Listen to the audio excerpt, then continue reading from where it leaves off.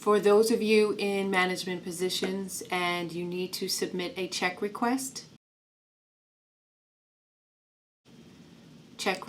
form. In this location, you have a form ID, and normally everything with a red asterisk in UBW is mandatory, except for the form ID. That is the only thing that I know of that you don't need to enter. You have to tab to the next box because you won't have that until you submit or save as a draft. In the form description section, this is what you would describe your check request as. It could be vacation reimbursement, fuel reimbursement, medical reimbursement. This is what you would type in the title field.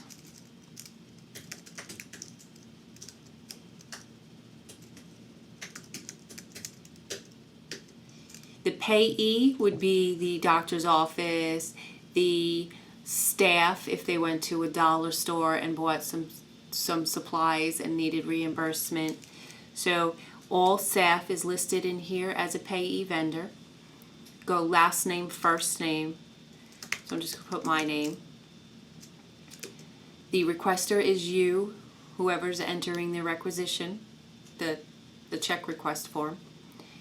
And if there is a doctor's office or some vendor that is not in the system or that you cannot find, you can send an email to accounts payable and purchasing with all the contact information and a W-9, and we can enter that vendor into the system and then give you the vendor number when it's finished and completed through workflow for approval. And then you can enter your check request. If you have comments, you would tab down to comments section and give a better description of what the item is that you're reimbursing. Then under check request GL analysis, you would click on the add button, and here you would put your amount.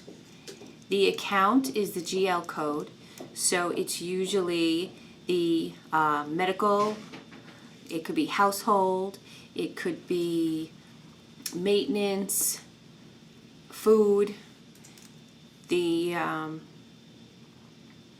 let's just say medical for now, medical supplies. A cost center would be your 5-digit cost center code. And the work order is not needed.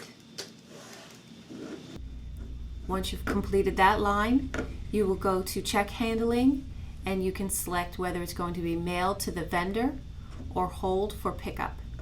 And then accounting, when it's complete, will contact you to come to Bethpage to pick it up. Once that is complete, you have buttons at the bottom where you could preview, submit form, save as draft, or export. If you have receipts to attach, you're going to save it as a draft.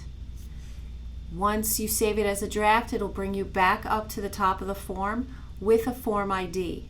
There's no workflow for check requests, so you should write this number down in case you need to email someone after the fact. Once you have your number, you can tab back into the form. And remember, always to tab in UBW. Then you will be able to attach your documents. You can't actually attach documents until you have a form ID. Once you've been able to attach your documents, you can then submit the form. And that is how you enter a check request.